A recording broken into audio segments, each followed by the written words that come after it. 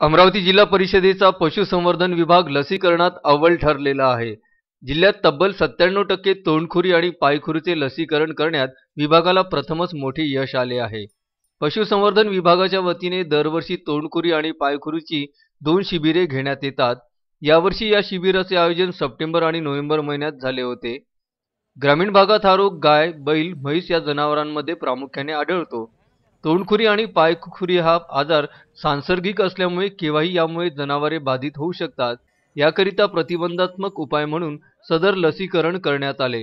राष्ट्रीय पशुरोग निर्मूलन अभियानाअंतर्गत राबवलेल्या या मोहिमेमध्ये 5 लाख जनावरांना लसीकरण करण्यात आले आहे। तोंडखुरी आणि पायखुरी लसीकरणासोबतच जनावरांचे टॅगिंग देखील यावेळी करण्यात आले। वेळेवर लसीकरण न केल्यास शेतीची तसेच दुधाळू जनावरे निकामी होतात, परिणामी शेतकऱ्यांचे मोठे नुकसान होते। यालाच प्रतिबंध म्हणून लसीकरणाचे महत्त्व आहे। जिल्ह्यात लसीकरणाच्या प्रचारासाठी जिल्हा उपायुक्त पशुसंवर्धन विभाग अमरावती आणि जिल्हा पशुसंवर्धन समितीच्या पदाधिकाऱ्यांचा महत्त्वाचा सहभाग आहे।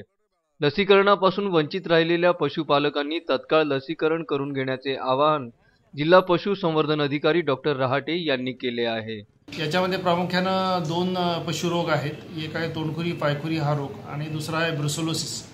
आता सुरुवातीला जे लसीकरण सुरू झालं आहे ते तोंडखुरी पायखुरी या रोगाच्या संदर्भात सुरू झालं आहे, कारण हा रोग विषाणूजन्य जरी असला याच्यामध्ये प्राण्यांचं मृत्यू नाही पण मोठ्या प्रमाणामध्ये आर्थिक नुकसान करणारा हा रोग आहे आणि म्हणून अनेक वर्षांपासून काही प्रमाणात हा रोग आपल्या जिल्ह्यांमध्ये आणि महाराष्ट्रामध्ये आढळतो।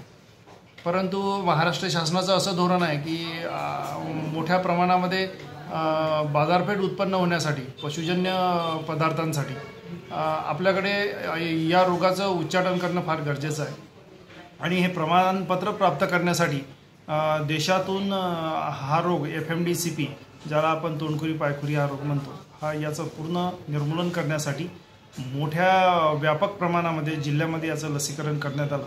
हे लसीकरण आम्हाला 5,35,000 पशुधनाला करायचं होतं, त्यापैकी आम्ही 5,19,000 पशुधनाला हे लसीकरण केलं आणि जिल्ह्यामध्ये टॅगिंग करून 97% पशुधनाला हे या फेरीमध्ये लसीकरण करण्यात आलं। याच्यामध्ये प्रामुख्यानं जिल्हा उपायुक्त पशुसंवर्धन कार्यालय, जिल्हा पशुसंवर्धन कार्यालय, जिल्हा परिषद अमरावती आणि आमच्या जिल्ह्यातील संपूर्ण यंत्रणेनं याच्यामध्ये मोठा हातभार लावला।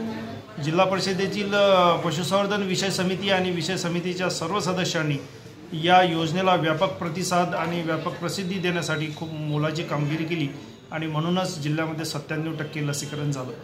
या उपरोक्त काही पशुधन जर सुटले असेल तर मी पशुपालकांना या आजच्या निमित्ताने आवाहन करतो की आपण नजीकच्या पशुवैद्यकीय दवाखान्यामध्ये जाऊन राहिलेल्या पशुधनाला तोंडखुरी पायखुरी या रोगाचं लसीकरण करून घ्यावं आणि टॅगिंग पण करून घ्यावं। धन्यवाद। अनिकेत ठाकरे, विदर्भ न्यूज, अमरावती।